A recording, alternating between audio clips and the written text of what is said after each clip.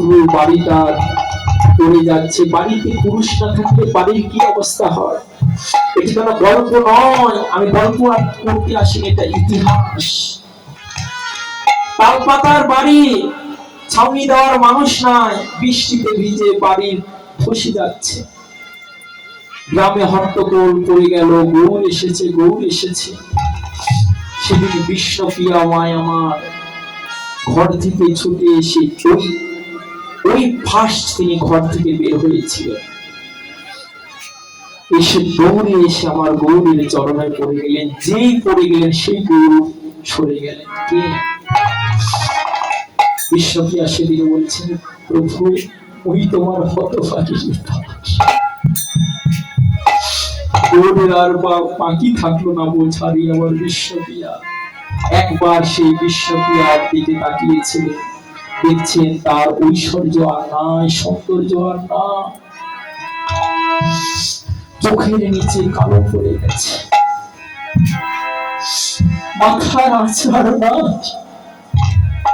যে মাথায় আমি বকুল ফুলের মালা গেঁথেছিলাম সে মাথার চুল এখন কেটে গেছে, আর সে সৌন্দর্য না, ছেঁড়া বস্ত্র পরে রয়েছে। সেটি বিশ্বপ্রিয়া আবার বলছে, প্রভু এ জগতে তুমি তো সকলকে সকল কিছু দিয়েছ, আমায় তুমি কিছু দিবে না, আমাকে তুমি কিছু বলেছিলেন যে বিশ্বপ্রিয়া আমার কি আছে, আমি তো সন্ন্যাসী, দেখছো না তোমাকে দেওয়ার মতন আমার কি আছে। তবে তুমি তখন চেয়েছ, তখন কি আমি না দিয়ে থাকতে পারি? আমার কাছে একটি সম্পদ রয়েছে, সেটি হচ্ছে আমার খড়ম জোড়া। এই খড়ম জোড়া তুমি নাও, আমার অবর্তমানে এই খড়ম জোড়াকে তুমি আমার স্বরূপ জ্ঞানী সেবা করো। সেই খড়ম জোড়া বিশ্বপ্রিয়া আমার পক্ষে দিয়ে শেষ জীবনটা কাটিয়ে দিয়েছে।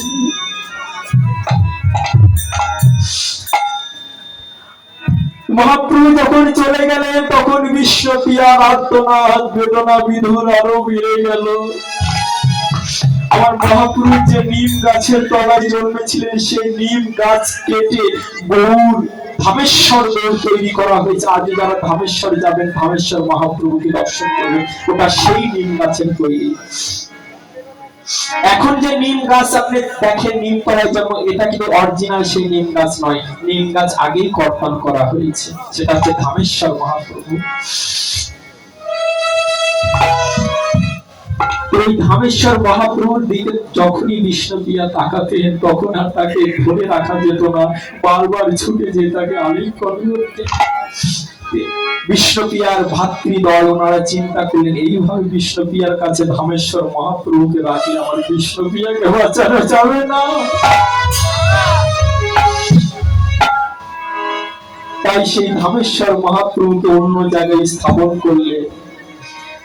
একদিন মহাপ্রভুর সেই গৌর পূর্ণিমার দিন উপস্থিত হলো, মহাপ্রভুর সিঙ্গার হবে। সেই সময় বিষ্ণুপ্রিয়া আমার সিঙ্গার করবে, মহাপ্রভু অভিষেক করবে। অভিষেকের জন্য যেই বিষ্ণুপ্রিয়া ধামেশ্বর মহাপ্রভুর কাছে গিয়েছে, তৎক্ষণাৎ সেই মন্দিরের দরজাটা বন্ধ হয়ে গেল। পরক্ষণে যখন সেই দরজাটা খোলা হলো, দেখছেন বিষ্ণুপ্রিয়া আর নাই। কোথায় গেল বিষ্ণুপ্রিয়া? কোথায় কোথায় গেল জানেন? যেন দুটি অঙ্গ মিশে গেল।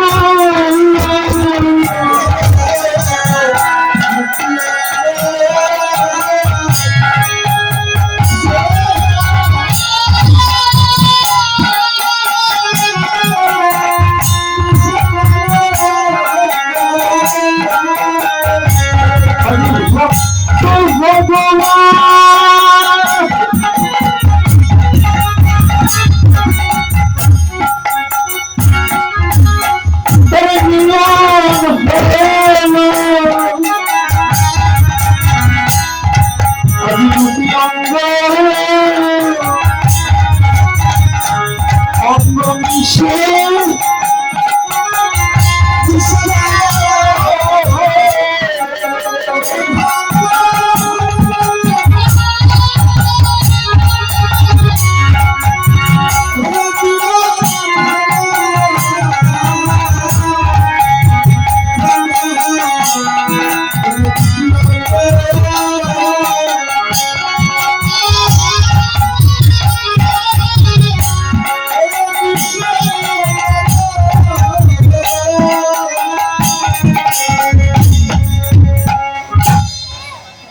বিষ্ণুপ্রিয়া যখন আমার এখনো বিয়ে হয়নি, সেই সময় যখন গঙ্গাতে স্নান করতে গেলেন, তখন তো আর টিউবওয়েল ছিল না, নলকূপ ছিল না, তখন গঙ্গার জলই সেখানকার প্রধান ছিল। ওখান জল থেকে এনে স্নান করতো, পান করতো, সব করতো। তাই সন্ধ্যার সময় বিষ্ণুপ্রিয়া আমার গিয়েছিলেন সেই গঙ্গা থেকে জল আনতে। সন্ধ্যার কিছু আগে গিয়ে সেই যমুনার জলে একটা পদ্ম ফুল দর্শন করেছিলেন। দর্শন করে কি বলছেন জানেন? নিরমল গোরা তনু প্রসিত প্রাণী জন আমি হেরাইতে পড়িলেন ভোর। সেই পদ্ম ফুল একদম সোনার মতো, যেটা দর্শন করে আমি বিভোর হয়ে গেলাম। কিন্তু শুধু পদ্ম ফুল নয়, আর কি দেখলাম জানিস? ওরা ভাবু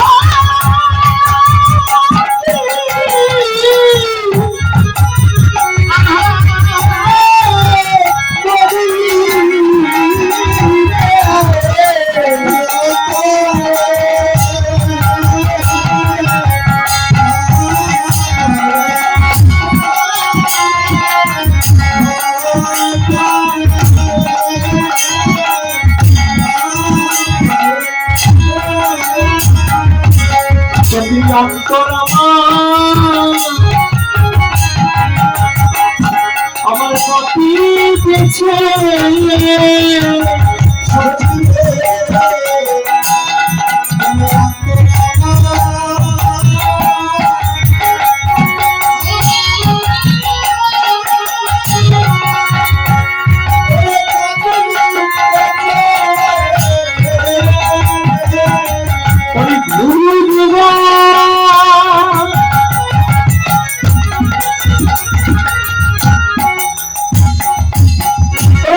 Shine.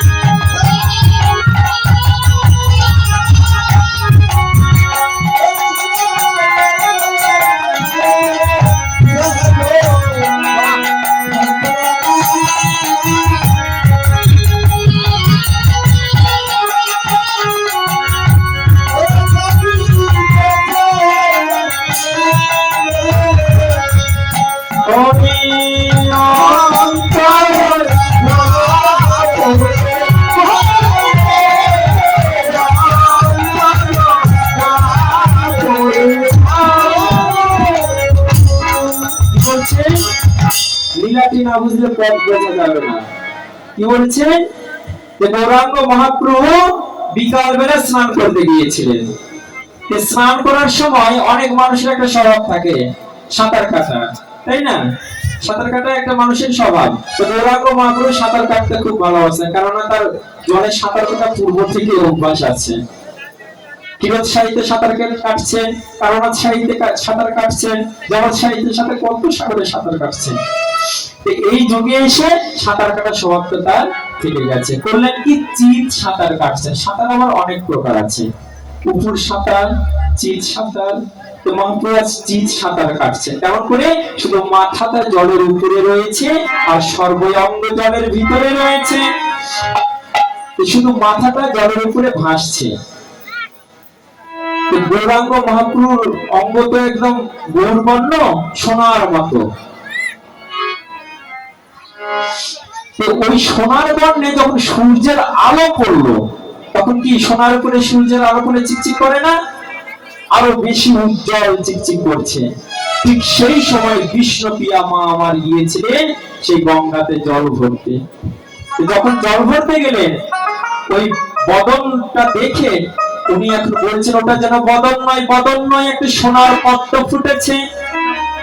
তাকে বলছেন তার সখী কাঞ্চনাকে, কেননা মনের কথা নিজের মনের মানুষ ছাড়া বলা যায় না, তাই না? ভালোবাসার কথা, প্রেমের কথা কি অন্যের সঙ্গে বলা যায়? নিজের সখা বা সখীর সঙ্গে বলতে হয়। তাহলে বিষ্ণুপ্রিয়ার সখী হচ্ছেন কাঞ্চনা। কাঞ্চনাকে ধরে বলছেন, কাঞ্চনা রে, আমি যখন জল ভরতে গিয়েছিলাম সেই গঙ্গাতে আমি একটি পদ্ম ফুল দর্শন করেছি, সোনার পদ্ম। কিন্তু জানিস কি, পদ্ম ফুলের ভিতরে সাপ থাকে না? আমি যে পদ্ম দেখেছিলাম সেখানে দুটো সাপ রয়েছে, কালো কালো দুটো সাপ। সে দুটো সাপটা কি জানিস? ও বাবা, দুটো সাপটা কি জানো? ওই যে গৌরাঙ্গ মহাপ্রভু ভুরু যুগল। ওই ভুরু যুগলটা বিষ্ণুপ্রিয়া সর্পের মতন জ্ঞান করছে। ওই সর্প যখন আমি দর্শন করলাম, ওই সর্প কি করলো জানি? তৎক্ষণাৎ দর্শন করা মাত্রই আমার হৃদয়ে এসে দংশন করলো। সখী যদি হাতে দর্শন করতো, যদি পায়ে দংশন করতো, তাহলে বাঁধন দিয়ে বিষ নামানো যেত। কিন্তু আমার হৃদয়ে দংশন করেছে, এই বিষ তো আর নামানো যায় না। এই বিষ যতই ঝাড়ে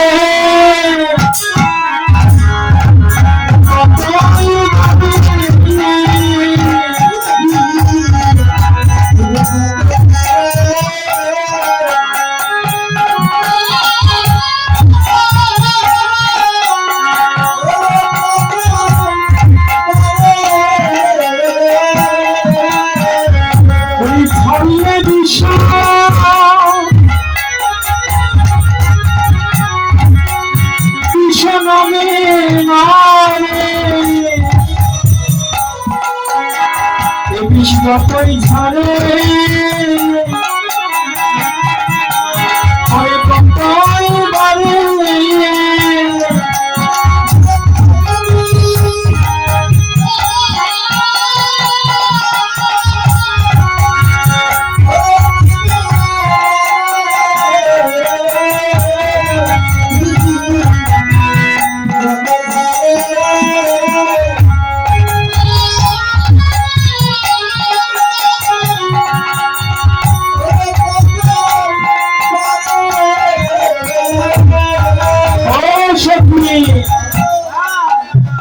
কি হয়েছে জানিস? ওই সর্প আমাকে দংশন করেছে। তাই সজনী রে, ও সজনী, যাব হামকে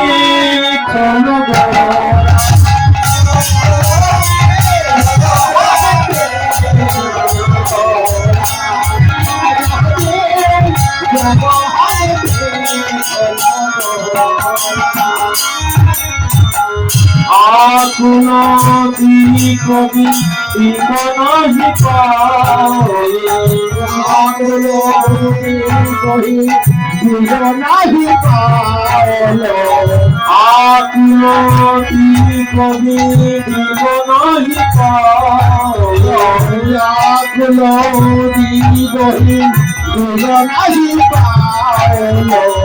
মদন মানসে মনোহরা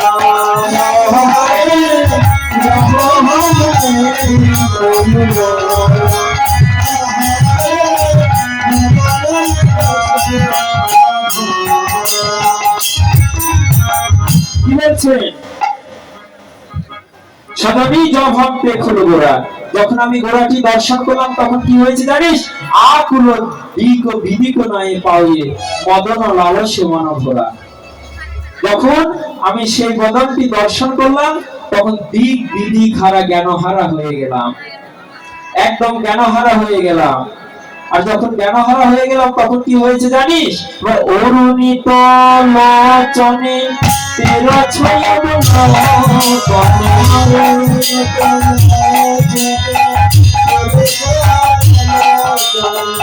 অরুণিত লোচনে তেরা ছয়া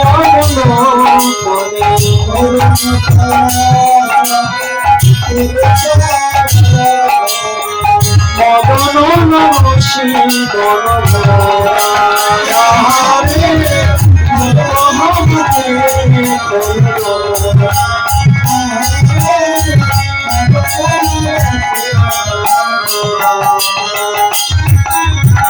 মদন জ্বালাই চলে বলা মদন জ্বালাই চলে বলা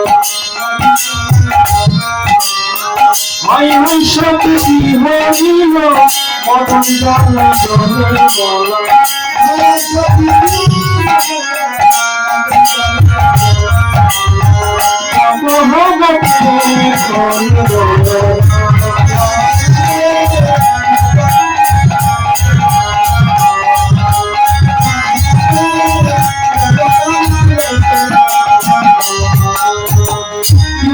অরুণিত লোচনে তিরছ অবরোধনে হরিকে কুসুম সরসাতে। আর কি দেখলাম জানিস? সেই নয়নটা একদম অরুণ বর্ণ, আর ওই নয়ন থেকে মনে হচ্ছে একটা বাণ এসে আমার হৃদয়ে বিঁধেছে। ওখান থেকে একটা বাণ এসে আমার হৃদয়ে বিঁধেছে। এখন কাঞ্চনা বলছেন, সখী রে তুই কেবলই বললি যে ওই পদ্ম ফুল থেকে সাপ আসলো, আবার বলছে বানও আসলো। হ্যাঁ রে সখী, সেই ধরুর উপর সাপ আসলো আর ধরুর নিচে যে নয়ন আছে সেটি বান হয়ে আমার বক্ষে বিঁধেছে। আর কি হয়েছে? আর কি হয়েছে জানিস সখী? ওই সেই ভাবসাগরে আমি যখন প্রেম সাগরে যখন আমি দেখলাম তখন ওই প্রেম সাগরে ডুবে গেলাম, প্রেম সাগরে ডুবে গেলাম, হাই মাথা নাহি পেলাম, প্রেম সাগরে ডুবে গেলাম।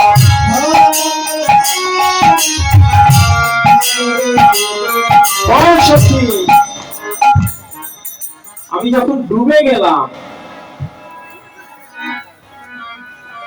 ওই বদন প্রেমরূপ বদন যখন দর্শন করলাম ওই বদনের সাগরে আমি ডুবে গেলাম। তাহলে দেখুন এই জায়গাতে বিষ্ণুপ্রিয়া কয়টি ভাবে বললেন দেখছেন? একটা সর্পদংশনে, একটা তীর নিক্ষেপে, আর একটি সাগরে ডুবে। তাহলে তিনটি কারণে কি একটি ব্যক্তির মৃত্যু হতে পারে? হতেও পারে যদি ভাগ্যে থাকে। যেমনটা হয়েছে কি জানেন? এক রাজার এক ছেলে ছিল, এক রাজার এক ছেলে ছিল। রাজা গোজাদের ব্যাপার যখন ছেলে হয় তখন জ্যোতিষ ডেকে তাদের হাত গণনা করানো হলো তাকে যে কি আছে। প্রথম জ্যোতিষ এসে বলছে, মহারাজ আপনার সন্তান খুব ভালো হবে, কিন্তু 12 বছর বয়সে তার সর্পদংশনে মৃত্যু হবে। ও আচ্ছা আচ্ছা। রাজার এখন মনে সন্দেহ হলো, হাজার হলো তো জ্যোতিষ গণনা একটু ভুল মন্দের কথা রয়েছে, তাহলে কি করতে হবে? অন্য একটা জ্যোতিষ ডাকতে হবে, দেখি তার বেলায় কি ঘটে। তো তাকেও ডাকা হলো। বলছেন যে হ্যাঁ রাজামশাই, আপনার ছেলের সব ঠিক আছে, 12 বছরে মৃত্যু হবে, কিন্তু কিভাবে হবে? গাছ থেকে পড়ে হবে। রাজার মনে আরো সন্দেহটা বেড়ে গেল। একজন বলল সর্পদংশনে, একজন বলছে গাছ থেকে পড়ে। না, আর একটা জ্যোতিষ ডাকতে হবে। আর একটা জ্যোতিষ ডাকলেন, তা কি হবে? বলে 12 বছর পরে মৃত্যু হবে, কিন্তু জলে ডুবে মৃত্যু হবে, জলে ডুবে মৃত্যু হবে। রাজামশাই বলে, এই কি আছিস, এই 3 জনকে কারাগারে বন্দী কর, 12 বছর পরে যার কথা ফলবে তাকে পুরস্কার করবি, যার কথা ফলবে না তাকে কারাগারে করবি। এখন 12 বছর পরে রাজার ছেলে খেলতে গিয়েছে, দেখছি হঠাৎ করে অন্ধকার সেই আবহাওয়া চলে আসলো, বৃষ্টি ঝড়, সকল ছেলে পালিয়ে গেল, রাজার ছেলে একটা গাছের উপর উঠে বসে থাকলো। গাছের নিচে আবার ডোবা রয়েছে, পুকুর রয়েছে। যেই না গাছের উপরে উঠেছে, দেখছে গাছের এক ডালে কাল সর্প এগিয়ে আসছে। এসে যেই রাজার ছেলেকে ছোবল মারলো, ওই রাজার ছেলে সাপের ছোবলে গাছ থেকে পড়ে জলে ডুবে মৃত্যু হয়ে গেল। তাহলে ভাগ্যে যদি মৃত্যু থাকে, তাহলে কি 3টি কারণেই মৃত্যু হয়ে যায়। তাই বিশ্বপ্রিয়া আমার দেবী সেই কাঞ্চনাকে বলছেন, সখী আমি 3 বছর মরে গেলাম, তোমার মন্ত্র মোহন সুধি তুমি জানো সত্যি,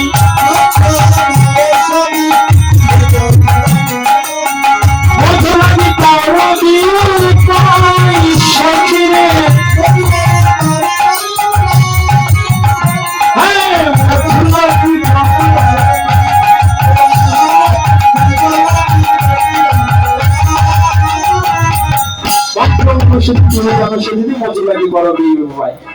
কিন্তু পদ্মা তো সেই কাঞ্চনা তো কোনো মন্ত্র মহোৎসব দিতে পারছেন না, কিন্তু যিনি পদ রচনা করছেন তিনি বলছেন,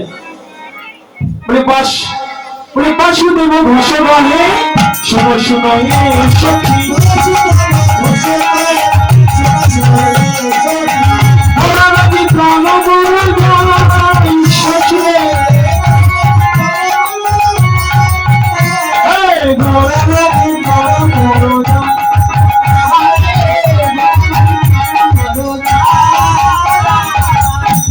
পদ রচনা করছেন বাসুদেব, তিনি বলছেন কাঞ্চনা জানে না, আমি জানি। কি?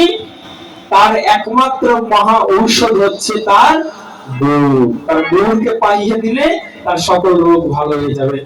ও মা, কাউকে যদি ভালোবাসা হয়, দেখবেন সে ব্যক্তি ভালোবাসার চিন্তা করতে করতে শুকিয়ে যায়, কোনো ঔষধে তার কাজ করে না। তার প্রধান ঔষধ হচ্ছে সে যাকে ভালোবাসে তাকে মিলিয়ে দেওয়া। তাই বিশ্বপ্রিয়ার যে আজ রোগ হয়েছে, যে ব্যাধি হয়েছে, তার প্রধান ঔষধ হচ্ছে আমার গৌরাঙ্গ মহাপ্রভু। বাঞ্ছা কল্পতরুশ্চ কৃপাসী হয়ে বাঁচা,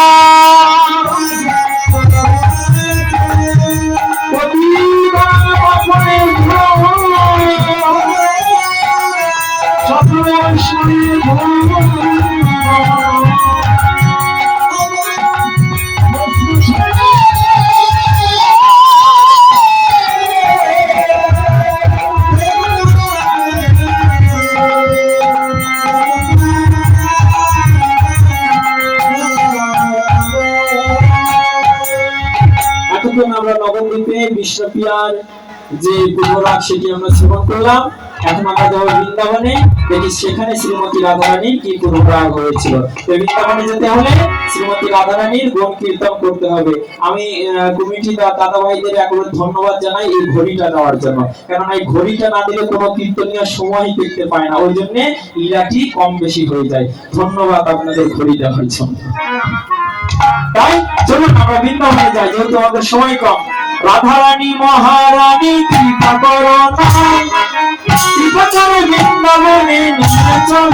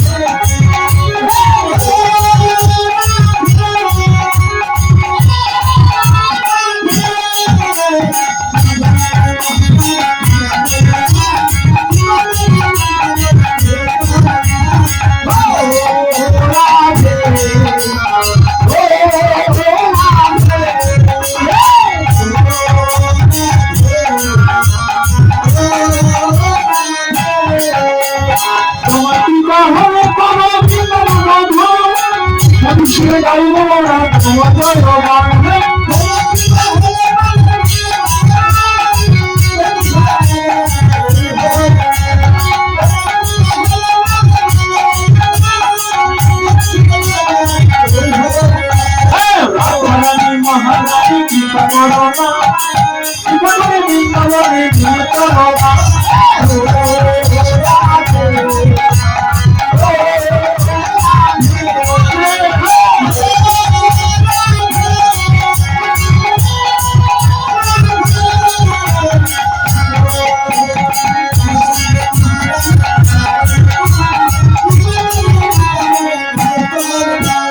রাধারানী মহারানী কি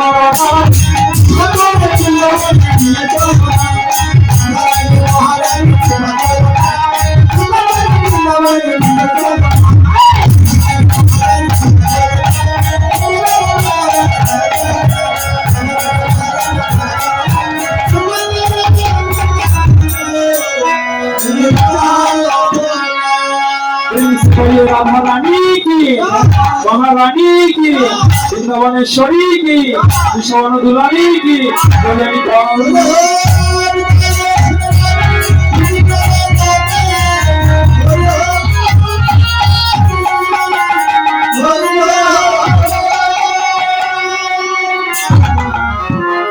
ওরে ঘরের বাহিরে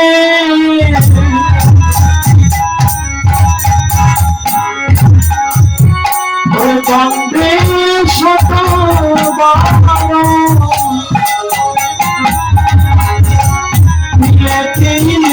আসে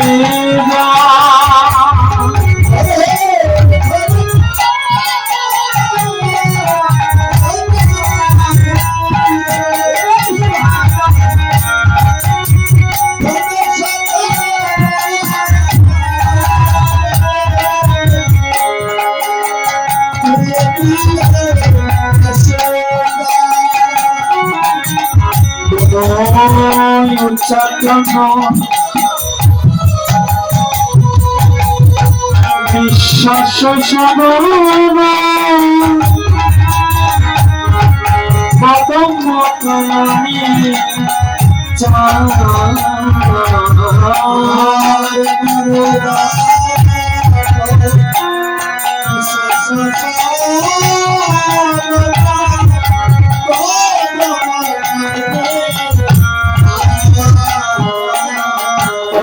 চেয়ে চেয়ে ওরে চেয়ে দেখে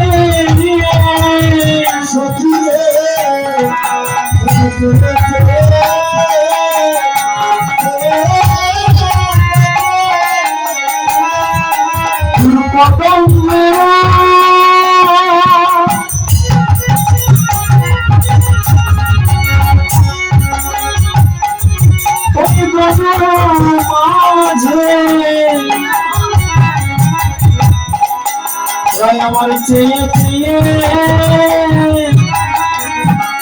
ওরে চেয়ে দেখে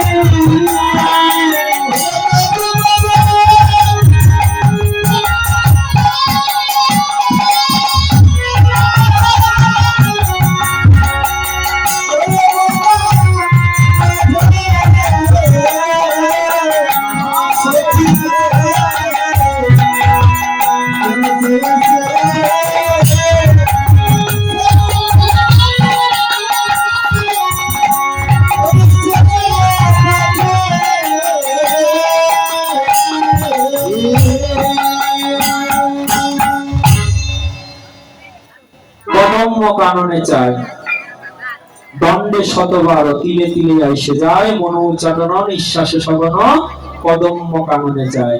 পদে কি বলছে? দণ্ডে শতবার। শ্রীমতী রাধারানী এক দণ্ডে শতবার ঘরের বাহিরে হচ্ছে আর ভিতরে আসছে। তাহলে এক দণ্ড সমান কত মিনিট? 24 মিনিট। এক দণ্ড সমান 24 মিনিট। এই 24 মিনিটের ভিতরে শতবার, 100বার ঘরে আর বাইরে, ঘরে আর বাইরে। এটা কি সম্ভব?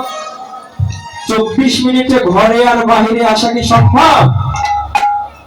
সম্ভব। কখন সম্ভব? ওই জগতের ঘর নয়, ওই জগতের ঘরে কেউ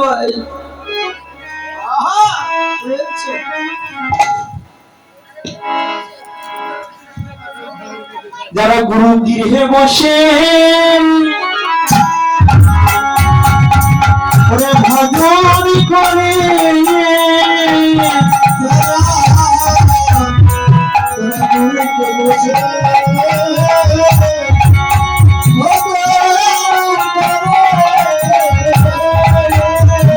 শরণ গুরু গৃহে বসে যারা ভজন করে,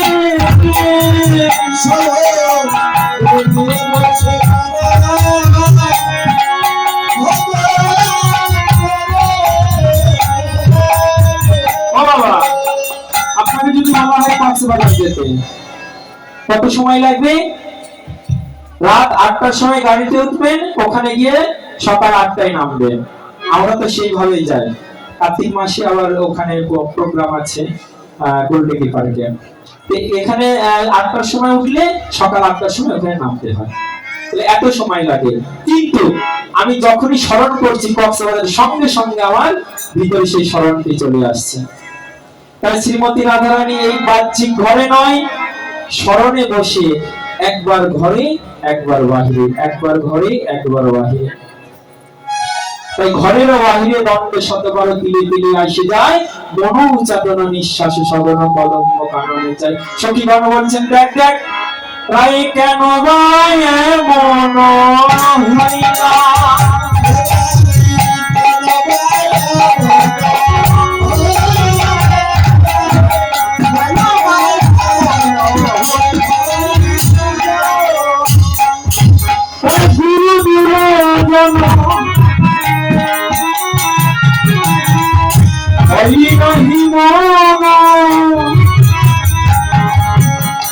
কোথা কোন দেবতা পাইলা,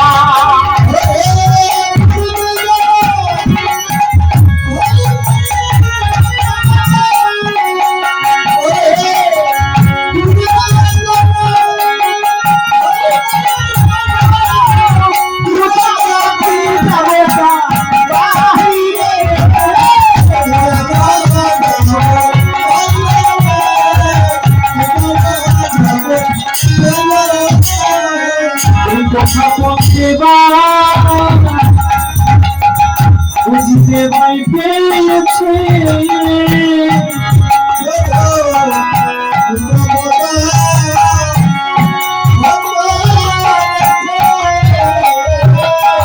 আমাদের রাধারানী।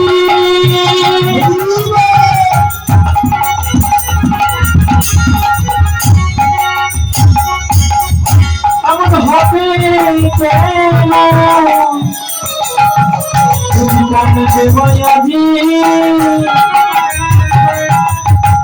আমরা ভাই পেয়েছে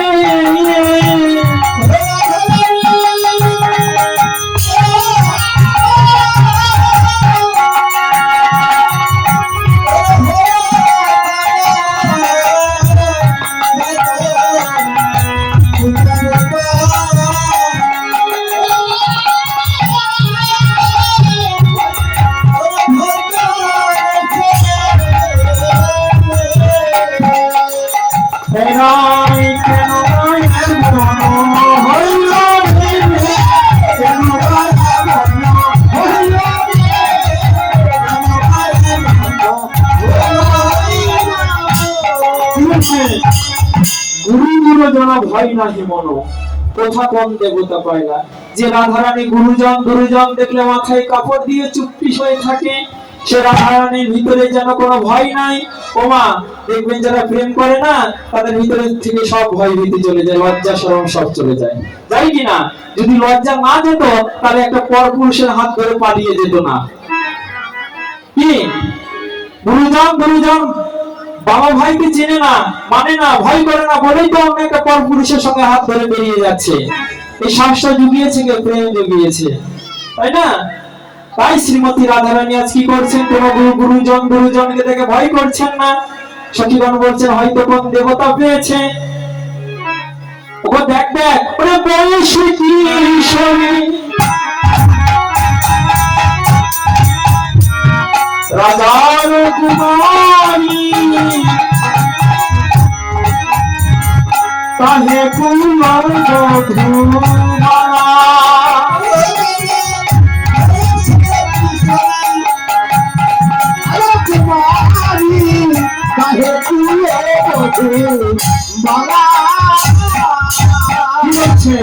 বয়সে কিশোরী রাজার কুমারী তাহে কুলবধূবালা কিবা অভিলাষে বারোয় লালসে না বুঝি তাহার ছলা বলি তার ছলা কলা কিছু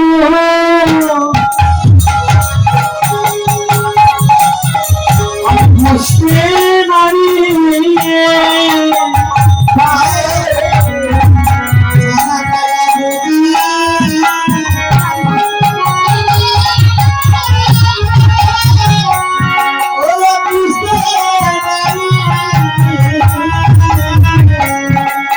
কোন ভাবনা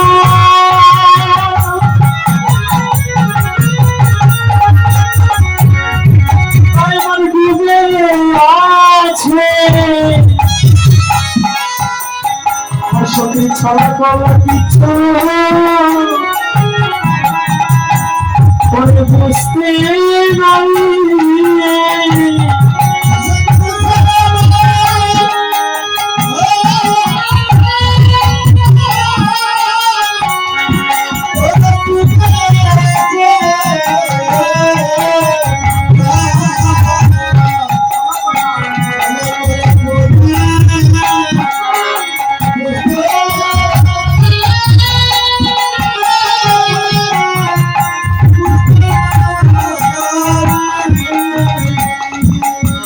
রায়ের ছড়া করা কিছু বোঝা যায় না। ও মা দেখবেন যখন প্রেমের পরে আমি প্রেমের কথা কেন বলেছি জানো?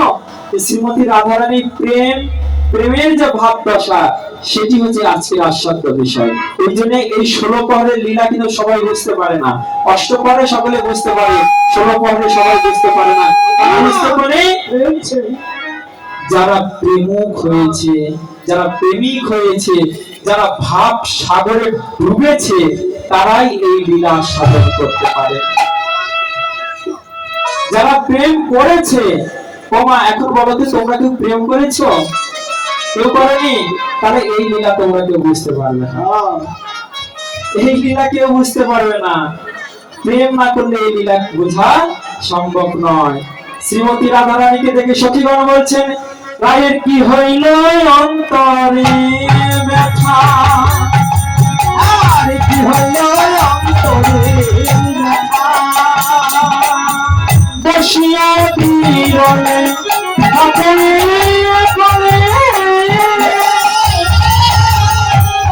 আপনে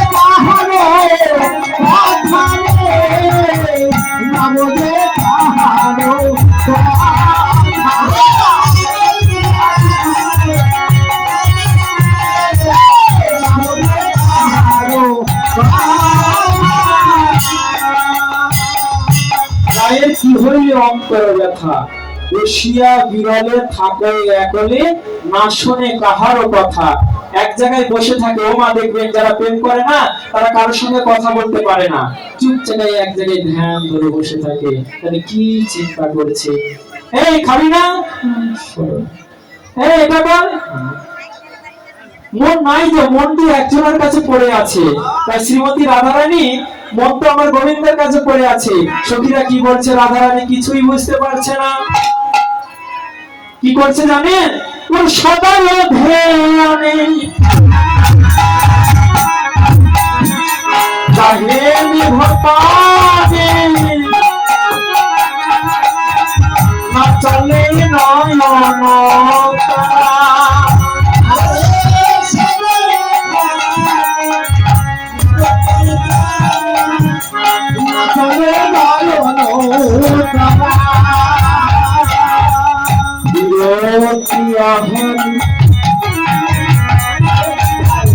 রাঙাবাস পরে শ্রীমতী যোগিনী বিরক্ত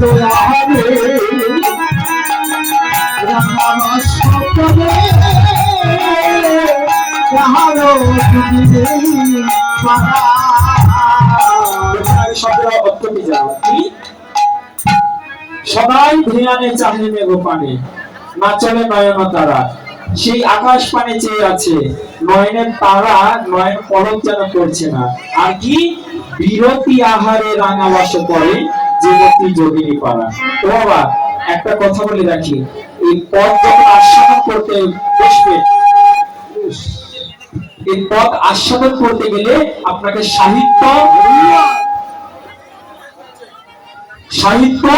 দর্শন, অলংকার, ব্যাকরণ, শাস্ত্র না জানলে এই পদ আস্বাদন করা যাবে না, সম্ভব নয়। দেখুন একই শব্দ দ্বারা অধিক শব্দ যখন বোঝায় তখন এই শব্দকে বলা হয় যমজ বা শ্লেষ শব্দ। মহাজন বলছেন বিরতি আহারে রাঙাবাস করে, যে মতি যোগিনী পারে। তখন আহারে আহারে আহারে আহারে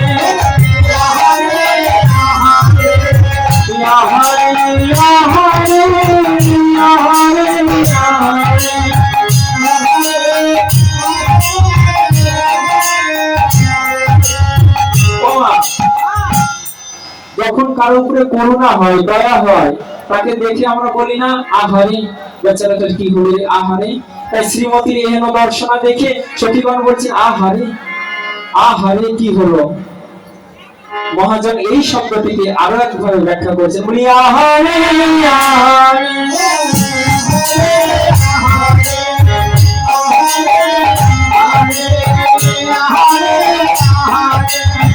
রুচি নাই আহারে আহারে আহারে।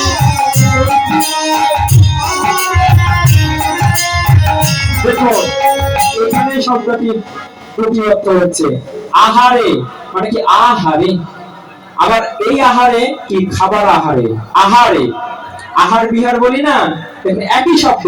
বলছে আহারে বেচারাটা কি হয়ে গেল, এই আহারটা ভিন্ন শব্দ বোঝায়, আবার আহার মানে খাওয়া। বলছেন আহারে আহারে রুচি নাই আহারে আহারে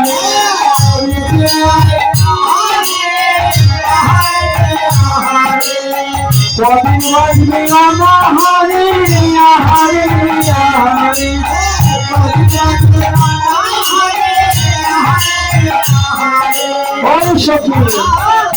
আমাদের শ্রীমতী রাধারানী যদি এইভাবে অনাহারে থাকে তাহলে কোথায় বাঁচবে বল। দেখুন একই শব্দ দ্বারা কত অর্থ প্রকাশ করলেন। এখন কি বলছেন,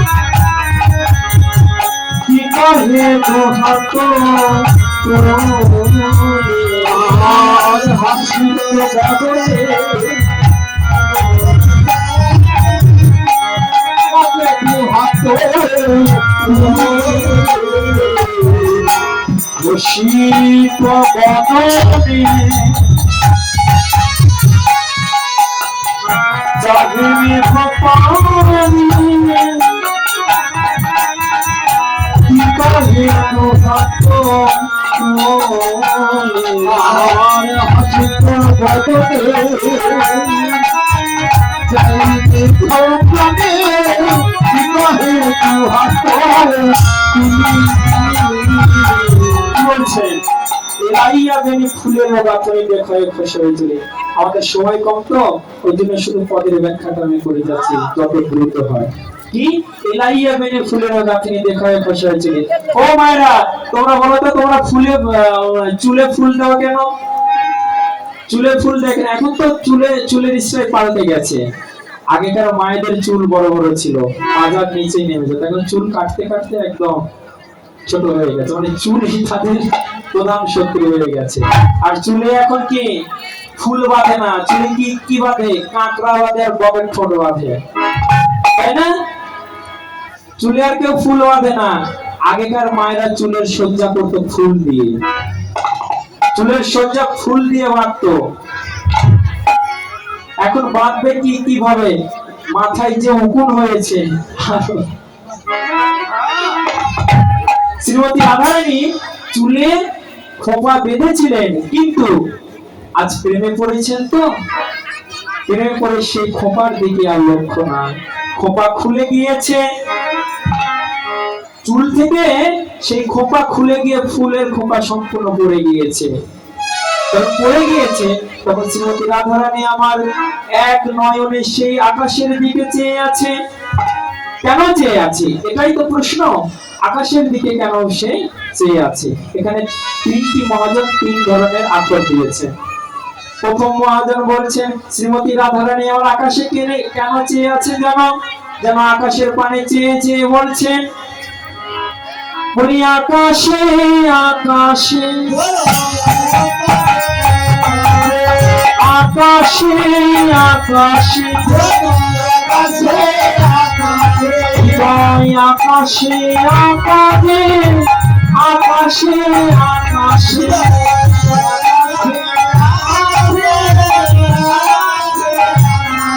আমি প্রথমে বলেছি, শব্দের অর্থ না জানলে কিন্তু কীর্তন শোনা যায় না। এই জন্য কীর্তনিয়াকেও শাস্ত্রজ্ঞ হতে হয় এবং শ্রবণ কর্তাকেও শাস্ত্রজ্ঞ হতে হয়, তবে সেখানে রস আস্বাদন হয়। কীর্তনিয়া যদি মূর্খ হয়, তাহলে পদের ব্যাখ্যাও করতে পারবে না আর শ্রোতাকে বোঝাতেও পারবে না। এই জন্য মহাপ্রভু দেখবেন, একটা জিনিস লক্ষ্য করবেন, মহাপ্রভু নিজে ভগবান হয়ে সে তৎকালে মহাপণ্ডিত হয়েছিলেন। সমস্ত বিদ্যা তিনি অর্জন করার পরে তিনি ভগবান হরিনাম প্রচার করেছিলেন। এর আগে কিন্তু হরিনাম প্রচার করেননি। এখান থেকে শিক্ষা কি? সুশিক্ষিত না হয়ে, নিজেকে মানে সুশিক্ষিত না করা পর্যন্ত আপনি সাধু হলেও প্রকৃত সাধু হতে পারবেন না। এমনকি মহাপুরুষ যত ভক্তরা ছিলেন, সকলে মহা পণ্ডিত ছিলেন। মহাপুরুষ শিক্ষা কি দিয়েছেন জানেন? নিজে আগে প্রকৃত মানুষ হতে হবে, নিজে আগে সুশিক্ষিত হতে হবে, তারপর অন্যকে শিক্ষা দিতে পারবেন, তাছাড়া দিতে পারবেন না। আপনি আচারে জীবের শিখাই, নিজেই যদি না জানেন, নিজেই যদি আচরণ না করেন, তাহলে অন্যকে কি শিখাবেন, কি জানাবেন? কি বলছেন? বলি আকাশে আকাশে, হৃদয় আকাশে আকাশে। বলছেন আমার হৃদয় আকাশে আকাশে। এই আঁকা বানানটা আবার দুটা, আকাশে আর আকাশে। কি? আকাশে সরিয়া কয় আকার আর তার বিষয় আকাশ, মানে সেই আকাশ, নীল আকাশ। আর আকাশে মানে সরিয় কয় চন্দ্রবিন্দু আকার আর একটু স্পেস জায়গা দিয়ে সে, আকাশে। মানে কি? আমার হৃদয়ে আকাশে, আকাশে আকাশে। রাধারানী বলছেন, বলি আকাশে আকাশে আকাশে আকাশে আকাশে আকাশে।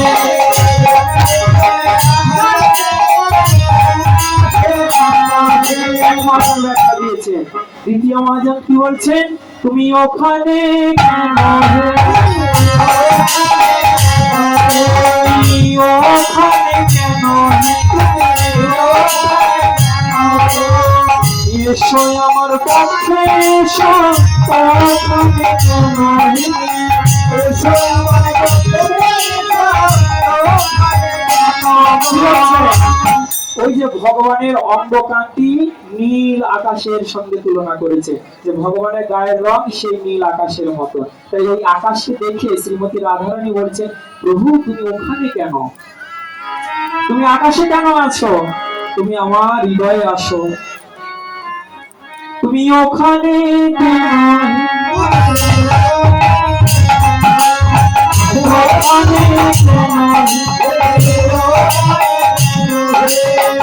এসো আমার পক্ষে এসো ওখানে কেন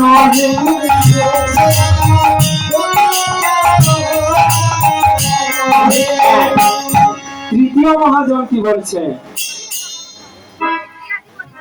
যে ওই যে ভগবান যে আকাশে রয়েছে, রাধারানী কল্পনা করছেন যে ভগবান আকাশে রয়েছে, তাই বিধিকে ধিক্কার দিয়ে বলছেন, বিধি হে, তুমি তোমাকে নারী কুলে জন্ম দিয়েছো আর মানুষ রূপে জন্ম দিয়েছো, আমি তো আকাশে যেতে পারছি না, তাই আমাকে ওই পাখা দাও, পাখা দাও, পাখি হয়ে উড়ে যাব, পাখা দাও, পাখি হয়ে উড়ে যাব, পাখি হয়ে উড়ে যাব, পাখা দাও,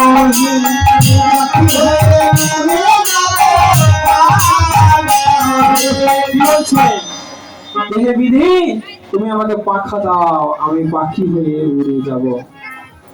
তিন মহাজন তিনটি আখর দিয়েছে। এখন কি বলছেন, ওই একদিঠ করি ময়ূর ময়ূরী পক্ষে করি বিলক্ষণে,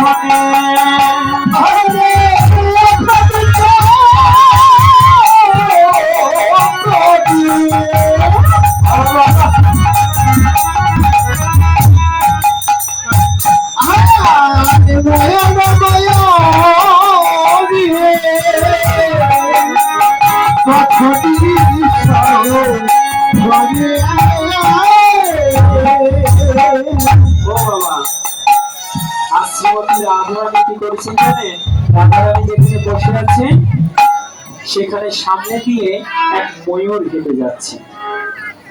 যখন ময়ূর হেঁটে যাচ্ছে তো ময়ূরের গলায় ওই যে একটা দাগ নাই, ময়ূরের গলায় দেখুন একটা দাগ থাকে, এই দাগটা দেখে আমার কৃষ্ণের মদন মনে পড়ে যাচ্ছে, যে ওই দাগটার মতন আমার কৃষ্ণের অঙ্গ কাটছে, তাই ওই ময়ূরটাকে ডাকছে, শ্রীমতী রাধারানী ময়ূরটাকে ডাকছে। যখনই ময়ূরকে সব ভক্তগণ চলে যাচ্ছে, ক্ষুধা পেয়েছে, যাবে একটু দক্ষিণাটা দিয়ে যাবে না, ওটা পরে যাবে। যখন ময়ূরটা হেঁটে যাচ্ছে তখন ময়ূরকে ডাকছে, কিন্তু ময়ূরটা আসছে না। ময়ূর তো পশু, সে আসবে কেন, ডাকলে কি আসবে, তাকে লোক দেখাতে হবে। তাই শ্রীমতী রাধারানী নিজের বেনিটা ময়ূরের সামনে ঝুলিয়ে ধরছেন, এই ময়ূর সাপ খাবি, নিজের বেনিটা দেখিয়ে বলছেন, এই ময়ূর সাপ খাবি। দেখবেন ময়ূর কিন্তু সাপ খুব ভালোবাসে খেতে, ময়ূর খুব আসলে এতটা চঞ্চল হলে কিন্তু গান হবে। একটা কথা মনে পড়ে গেল, কথাটা কি জানেন, দাপর যুগে ভাগবত সপ্তাহ হচ্ছিল,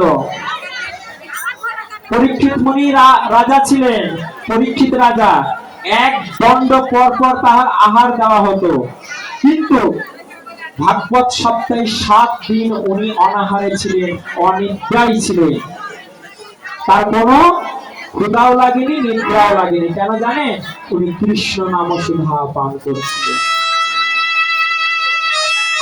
যাদের একবার হৃদয়ে কৃষ্ণ নামের সুধা অমৃত একবার ঢুকে যায়, একবার যাদের তৃপ্ততা চলে আসে, তবে হৃদয় ক্ষুধার জ্বালা দিতে পারে না। হয়তো একাদশীর দিনও সাধুরা না খেয়ে থাকে কেমন করে, তাই না? তাই ময়ূরকে ডেকে বলছেন, এই ময়ূর সাপ খাবি, একত্রিত করি ময়ূরে ময়ূরী কণ্ঠে করি নিরক্ষণে। তাই ময়ূরটাকে জড়িয়ে ধরে বলছেন, ময়ূরে তুই তো ময়ূর নয়, ময়ূর নয় আমার শ্যাম। এই শ্যাম বলে ময়ূরকে জড়িয়ে ধরছে।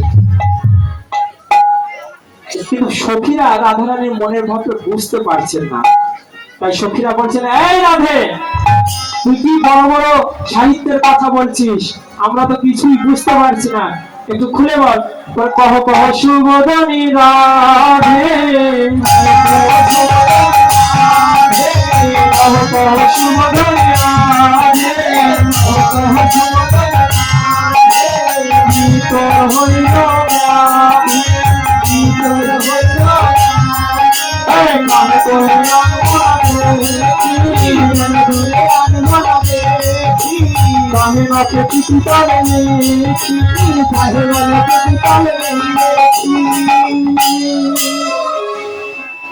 সখীরা বলছেন, ও রাধে, কত শুভজনী রাধে,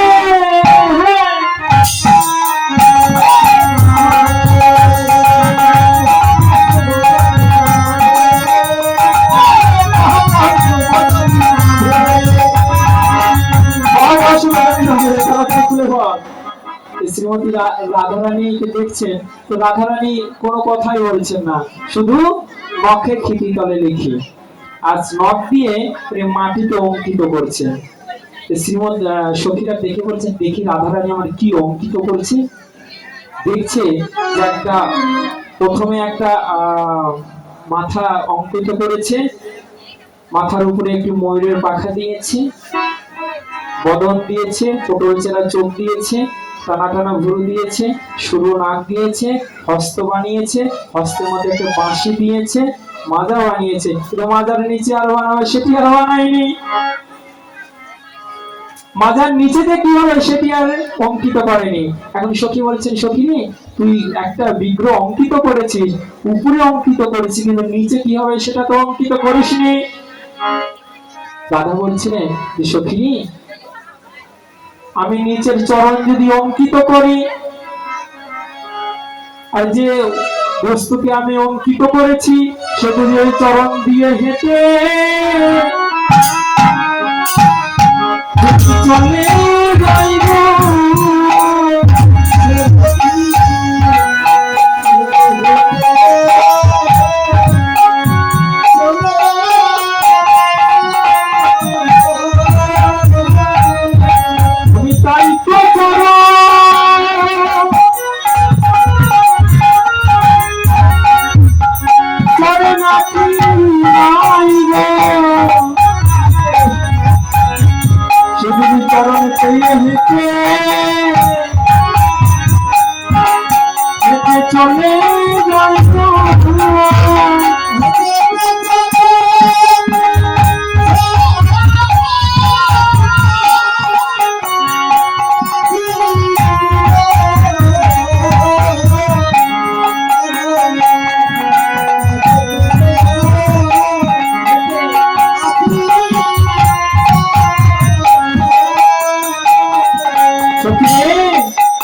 আমি এই জন্য চরণ অঙ্কিত করি, যদি চরণে পেয়ে সে হেঁটে চলে যায়।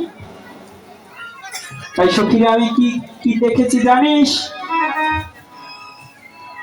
ওই কদমের বনে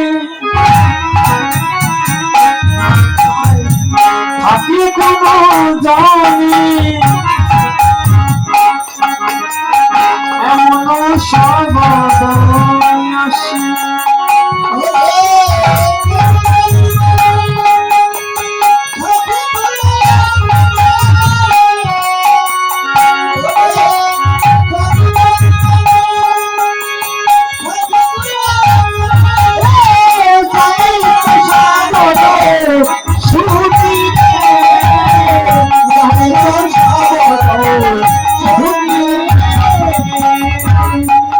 হইতে কানে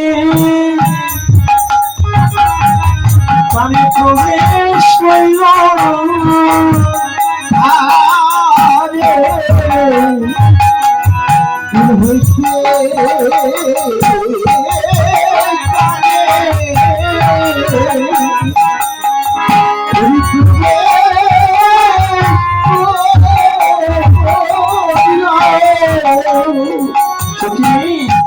ওই শব্দটা দূর হইতে আমার কানে প্রবেশ করলো। আর যেদিন হইতে আমার কানে প্রবেশ করলো সেই দিন হতে আমি এইরকম হয়ে গিয়েছি। ও আচ্ছা আচ্ছা, আর কি হয়েছে জানিস? একদিন আমি ভাটের বর্ণনা শ্রবণ করেছি। এখন তো ভাটুরা পাওয়া যায় না। আগেকার দিনে যখন টিভি ছিল না, মোবাইল ছিল না, কোনো বিনোদনের যন্ত্র ছিল না, তখন গ্রামের কিছু লোকেরা সেজে সেজে ও অভিনয় করে বেড়াতো, তাই না? এগুলোকে ভাট বলা হতো। তাই আমি একদিন গ্রামে ভাট যখন কীর্তন করছিল, অভিনয় করছিল, সেই সময় আমি কৃষ্ণ লীলা শ্রবণ করেছিলাম। সেই যাকে ভালোবাসি তার কথা শ্রবণ করেছিলাম, ভাটের বর্ণনা শুনি শ্রবণে চমকিত চিতে। আরো একদিন মোর প্রাণসখী কহিলে যার হারা, আর একদিনে আমার প্রাণসখী তার নাম করেছিল। আর কি হয়েছিল জানিস? গুণী গুণগানে করিনু শ্রবণে যাহার গুণগান। একদিন গুণী মুখে আমি শ্রবণ করেছিলাম। যখন শ্রবণ করেছিলাম, করার পরে ওই যে একদিন কালীয় দহন হলো না, কালীয় দমন হলো, সকলেই আমরা বৃন্দাবনে গিয়েছিলাম।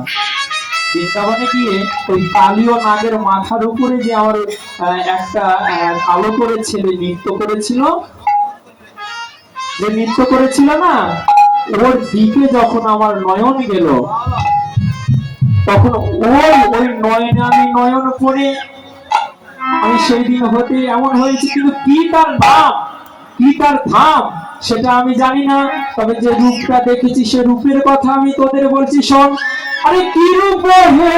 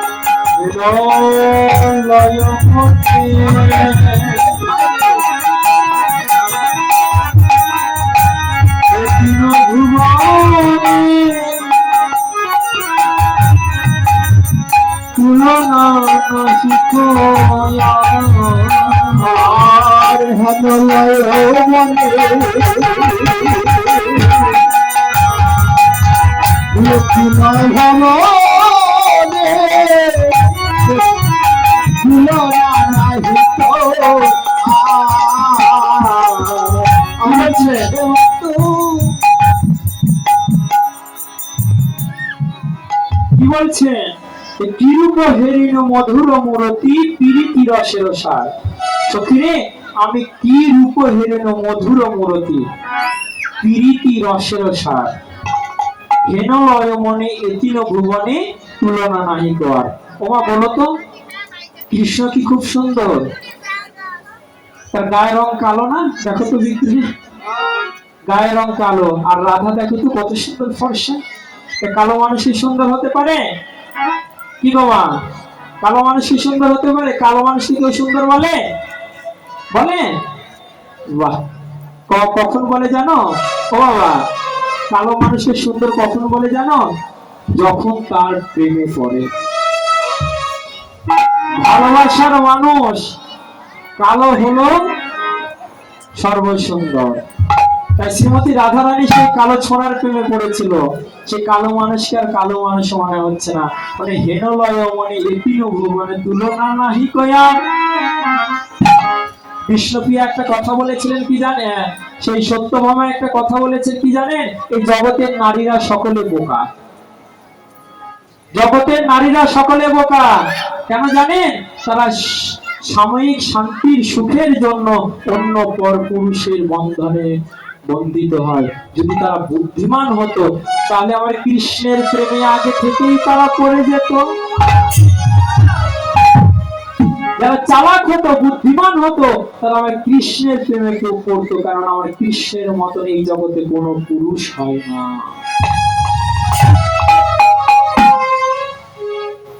তাই কিরূপ হেরিল মধুর মরিতি পিরিতি রসের সার হেন লয় মনে এতিন ভুবন তুলনা নাহি। আর কি জানি সখী ওর বড় বিনোদিয়া জীবন তলনি কপালে চন্দন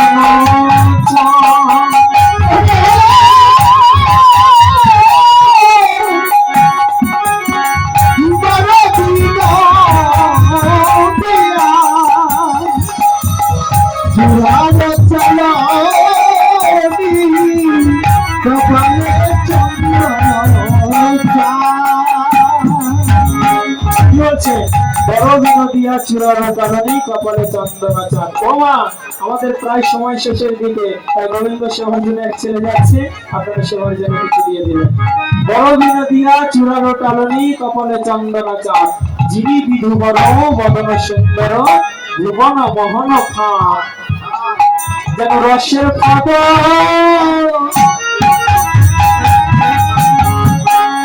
পেতেছে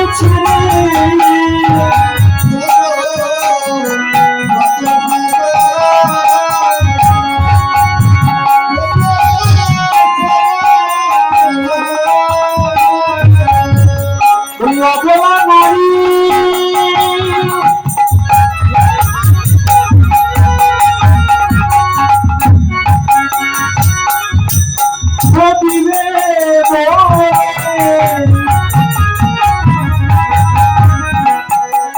যেন রসের ফাঁদা পেতেছে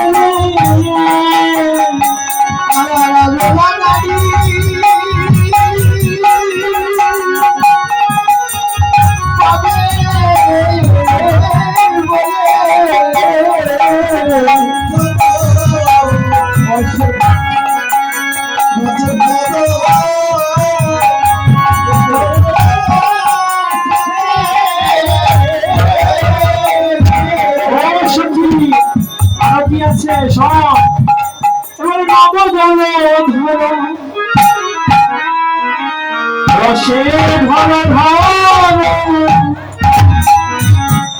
বড় চিকন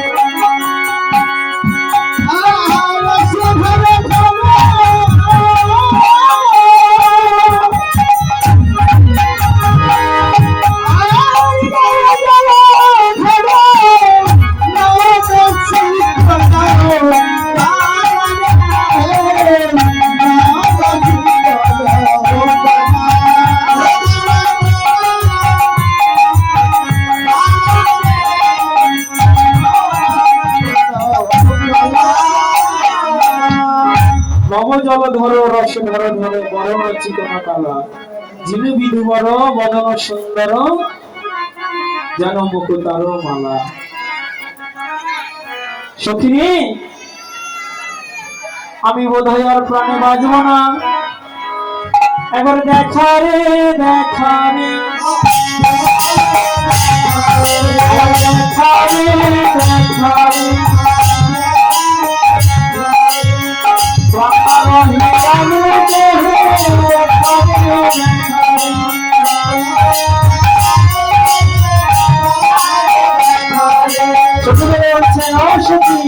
এখন সেই বদনটা দেখা তাকে একবার এনে দে, ওকে না দেখলে প্রাণ বাজবে না।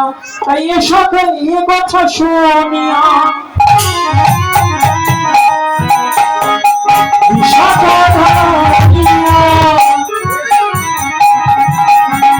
সমতলে বড় দেখি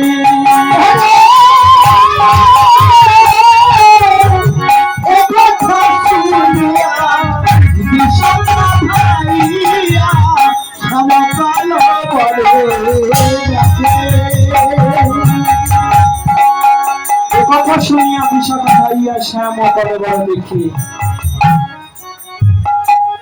আমি চিত্রপট রায়ের নিকট সম্মুখে ধরালো সখী। বিশাখা সখী বলছেন, সখী রে, আমরা থাকতে তুই মরবি তা আমরা হতে দিব না। আমি কি করবো জানিস? তোর জন্য আমি পটের উপরে অঙ্কিত করে এনে তোকে দেখাবো। তাই বিশাখা ছুটে চলে গেলে যে শ্যাম কলেবর দর্শন করে ঠিক ওই রকম একটা মূর্তি অঙ্কিত করে শ্রীমতী রাধারানীর বদনের সামনে ধরেছে। যখনই শ্রীমতী সেই পটের দিকে নয়ন দিয়েছে তখন কি হয়েছে জানেন?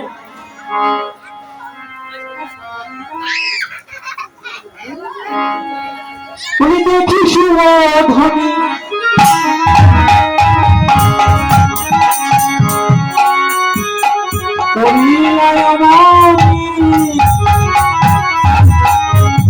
মুরছি কাজে হইয়া আবার দেখি সুধনী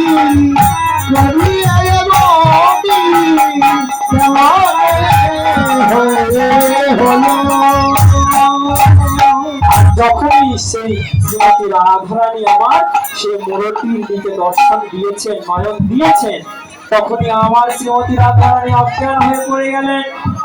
এখন গোবিন্দ দাস বলছেন, ওগো তাই তাড়াতাড়ি শ্রীমতীকে রাধারানীকে বলে, জাগা রে জাগা রে জাগা রে জাগা রে কৃষ্ণ নাম প্রিয়া করবে, জাগা রে জাগা রে।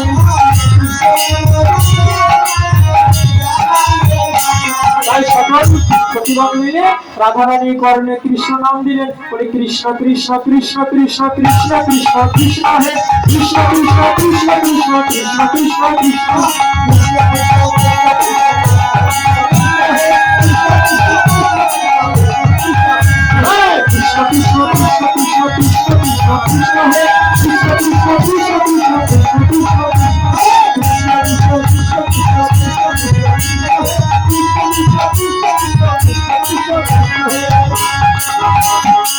যখন কৃষ্ণ নাম শ্রীমতী রাধারানী কর্ণে দিয়েছেন তখনই শ্রীমতী রাধারানী আমার জাগরিত হয়েছে। যখনই জাগরিত হয়েছে তখনই পটের মধ্যে মিলন হলো,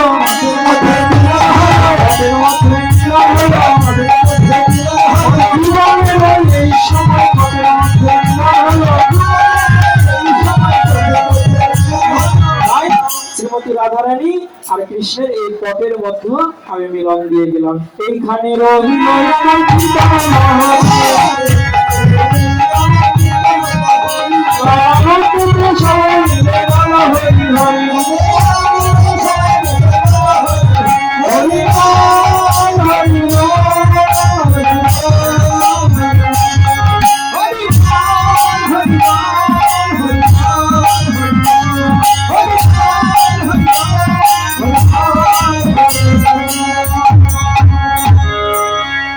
দুঃখ একটাই থাকলো, শেষ সময় সকল ভক্তবৃন্দ আমাকে ছেড়ে চলে গেল।